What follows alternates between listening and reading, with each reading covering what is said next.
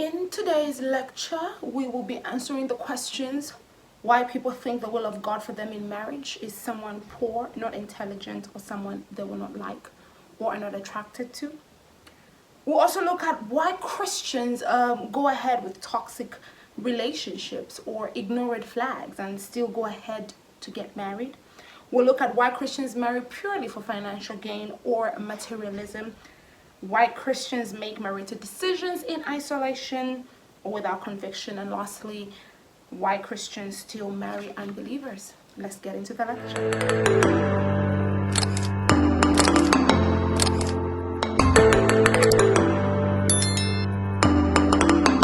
Hi guys, or welcome to my channel. If you're here for the first time, my name is Ruth Montali and I make faith-based content for young people. So if a young person is dealing with it, if it affects your life somehow, then I'm obviously gonna talk about it. And if you're a returning subscriber, thanks for always being here. Thanks for your support. Love to see you in the comments, though some of you do not know how to do that anymore, but we are not gonna talk about that. So yeah, I know it's been a minute since I was here.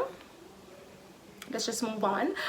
So today I'm doing a reaction video, as you can see in the title. Minister Opayemi made a great video on crucial questions to ask Christians about courtship, marriage, and dating, right? And Pastor Edward reacted to it, and I was like, why not? Why not jump on the wagon? So here I am. I'm going to be answering those questions real quick. So yeah, let's get right into the questions. Question number one. Why people think the will of God for them in marriage is someone maybe poor or not intelligent, or someone they don't like, they're not attracted to, or someone that they'll just suffer with. Answering this question, sometimes when we're trying to, lay emphasis on a certain point, it's very possible that we negate another point. So sometimes when, pastors, ministers, or just older people that are Christians are trying to emphasize on the importance of marrying for purpose, marrying for, kingdom assignment, they end up negating the other side, right? So they'll lay emphasis on things like don't marry for just attract, or maybe they don't even say just attraction, because I think saying don't marry for just attraction is a good way to put it. So maybe they'll say don't marry for attraction or for money, of what this person can be. You have to marry for the will of God. I didn't like your father. I didn't like him. He wasn't my spec. My spec was a tall, dark, and handsome. Is your father tall? No, he's short. Is your father dark? Probably light. Is he handsome? So sometimes in the quest to lay emphasis on the importance of kingdom marriage or the will of God, we end up negating the other side. And so we, the recipients, the younger people, end up misinterpreting the will of God to mean it's going to be the exact opposite of what I don't like, right? But I don't think that's the case. I think sometimes it's people just putting their opinions on you. I do believe that God would want us to marry someone that we do like, and there has to be a form of attraction, right? Again, when we're growing, we have unrealistic expectations and preferences. Those are the things I feel growing in God, He is going to help you reframe your mind. There are certain pastors or people I've seen that share that the physical preference was maybe a very curvy woman or a light-skinned woman, and they ended up marrying a slender woman, and she was dark-skinned, but goodness, they're so happy. And they were happy from the time they walked down the aisle. They didn't walk down the aisle miserable, like they're about to go into prison. So I believe that in your walk with God, if you've walked with God, you know that even if He's trying to help you change your mindset on something, He walks with you through it. And by the time we reach the end goal, you and God are able to kind of see eye to eye. I believe, like, you're able to see the bigger picture. Why would God want you to marry someone you are not attracted to on any level? Why? You are miserable. You don't like this man. Even your biological father will not walk you down the aisle to a man he knows you don't like. Like, you're just miserable. He won't. So if your parents, wicked as they are, as the Bible says, will give you good gifts, how much more our Father in heaven? So I think sometimes in the quest to preach that people shouldn't marry just based on attraction, based on preferences or things they've created in their heads, we end up taking it to a little bit of an extreme. So sometimes it's an imbalance in the message, and people just assume God is just out here thinking about His will. It's all about Him. He doesn't care how I feel. He doesn't care if I like this guy. He doesn't care if we're attracted. And I just don't think that's it. I don't think that's it. But to answer the questions why people think like that, I feel it could be a mass of what they've heard over the years. Question number 2. Why do Christians go ahead with toxic relationships, or why do they ignore red flags in relationships, right? The red flags are flagging. First thing I'm going to say is a scarcity mindset. Especially the more we grow, sometimes we just feel like there's not enough people, right? So you found this person, 90% of the things about them are okay, but that 10% is flagging, it's red flagging, and you just assume, well, as a woman of faith, I'm going to pray for him. As a woman of faith, he's going to change. I'm just going to fast. So sometimes it's a scarcity mindset, especially if you've been single for such a long time and you're wondering, when next will I meet another person? You know, this person's nice. And maybe there's already a lot of attraction there. Uncle is good looking. Auntie is good looking. And so you've already, you know, pictured your kids and whatever. And you're like, I think I can manage this. And sometimes you begin to say things like, you know, not every person is perfect. But we know what red flags are, guys.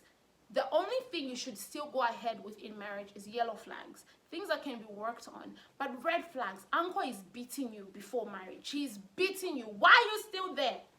He's cheating. He's entertaining other females. Why are you still there? Then, scarcity. The second point is sometimes people feel a little drained, lazy to start again. So sometimes when they've, you know, put so much effort in this relationship, they've put their lives on it, maybe people know about it and all that. Maybe let's say something went as far as engagement. The whole idea of starting again to meet a person, starting talking stage, praying again, and all that, it just feels like it's a lot, and they would rather just continue and hope for change. So that is the second reason I can think of. All right, let's get into the third question. Why Christians marry for purely financial gain or materialism? They're scarred. They're scarred. They're traumatized by poverty, and they have not healed. They're traumatized by lack, and they have not healed. And they believe they're not capable of making their own money. That's what I think, because the Bible is right there. You know, silver and gold belongs to God. You also have access to God. God has given all of us the ability to make wealth. He's the one who gives us the ability to make wealth. He says he'll bless the works of our hands. Why do you believe that your own work of hands is by marrying a rich man? It means you don't believe that you're gonna be a rich woman, honey. You don't believe it. So you end up securing your own life by marrying a rich person, just basing on marriage. I don't want to go through what my parents went through. I suffered this and that. You don't believe that that cute brain of yours can produce wealth? Come on. Yeah, so I think that could be it. I just think it's a poverty mindset. If you're going to marry purely for money, you have a poverty mindset.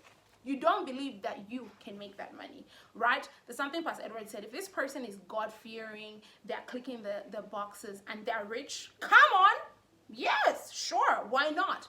But this man doesn't even treat you with an ounce of respect. He's not kind to you. He's rude. Just throws his card. He buys you. His apologies is buying you bags and taking you on trips, but he didn't treat you with an ounce of respect, and you still go ahead and marry him, sis? Bro, you have a poverty mindset. You are traumatized by poverty, and you have not healed. I said what I said. Question number 4. Why Christians make marital decisions in isolation or with no conviction? And I like that Pastor Edward grew the isolation. Minister Opisi talked mainly on like spiritual leaders, your pastors, your mentors, but Pastor Edward went ahead to also talk about like friends and family.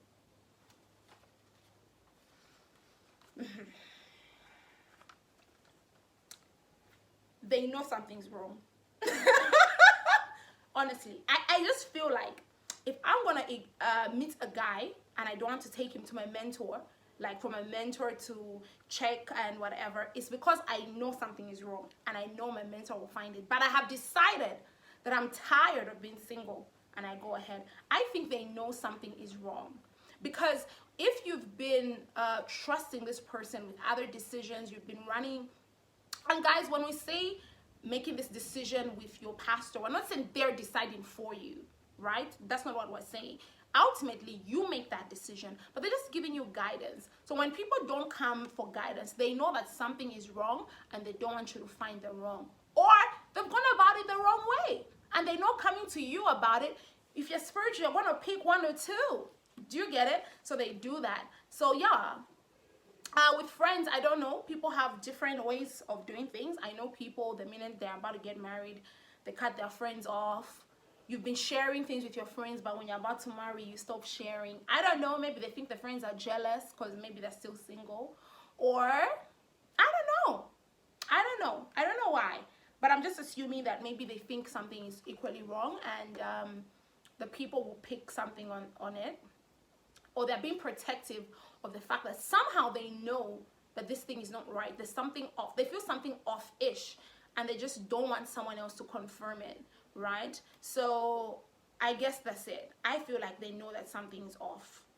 And that's why, especially if you've consistently followed this mentor or this person, then all of a sudden when it comes to marriage, you don't want to do it anymore. I think you know something's off. So they know something's off and they know that the mentor or spiritual parent is going to pick it or the biological parent is going to pick it, and they'll tell them no and they don't want no. So they just make this very stubborn decision.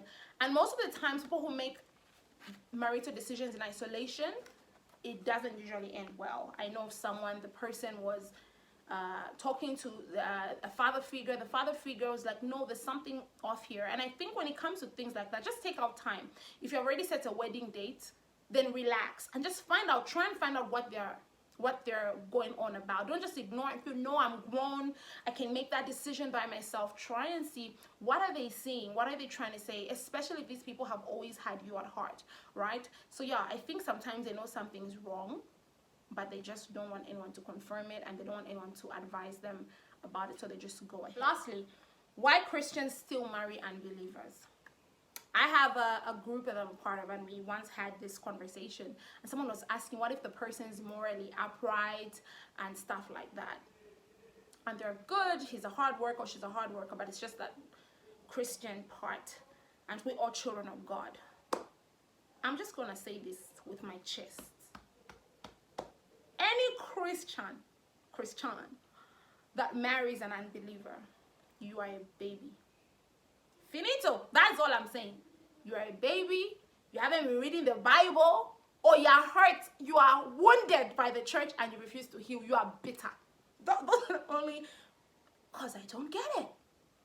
The Bible says, what business does light have with darkness? Hello? Can a whale marry a cat? No. Tell me, can a whale marry a cat? They can't. They're in different things. And it's like we don't see that. Believers and unbelievers, we are different species. I know we're both human, but it's a different thing. So if you haven't gotten that basic, either you gave your life to Christ yesterday, or you are bitter from church hurt and you have decided, Christians, I'm done. These are the only two reasons I can come up with, because I don't get it. I don't get it. Yeah, so those are my answers. Those are my answers to these questions. I'll be back with another reaction video on, I think, late marriages and stuff like that. But for today, that was it. I've had fun.